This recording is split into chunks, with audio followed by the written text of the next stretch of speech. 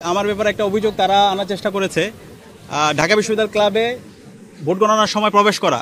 এখানে মূলত আমি গিয়েছিলাম আমাদের যে ভোট গণনা হচ্ছে সেটা এলইডি দেখার জন্য, এবং ওই সময় আমরা দেখতে পাই রিটার্নিং অফিসাররা চলে যাচ্ছিল।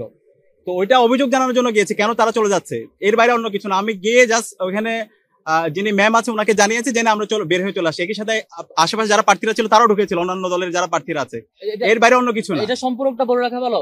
বেশ কয়েকটা সেন্টারে এটা ঘটেছে যে শিক্ষক, একজন সাদাদলপন্থী শিক্ষক, তিনি বলছেন অন্য শিক্ষকদেরকে যারা এখানে আছেন যে আপনারা সারাদিন কষ্ট করেছেন, এবারের মতো চলে যান, আমরা আছি তো, আপনারা থাকতে হবে না। অর্থাৎ তিনি একটু পরিবেশ তৈরি করার চেষ্টা করছেন অন্যদেরকে পাঠিয়ে দিয়ে।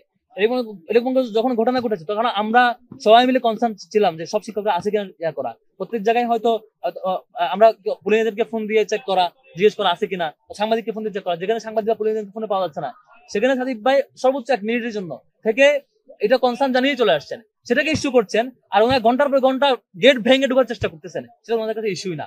আর বিসি স্যারের সামনে টেবিলের চাপড়ে হুমকি দিয়ে কথা বলতেছেন, এটা ইস্যু না। শিক্ষকদেরকে হুমকি দিয়ে এক প্রকার মনে হচ্ছে ব্যালট বক্স চিন্তা করে মনে হয় রেজাল্ট ওনারা দিয়ে দিতে যাচ্ছেন। এরকম অ্যাপ্রোচ ওনাদের কাছে প্রবলেমেটিক না।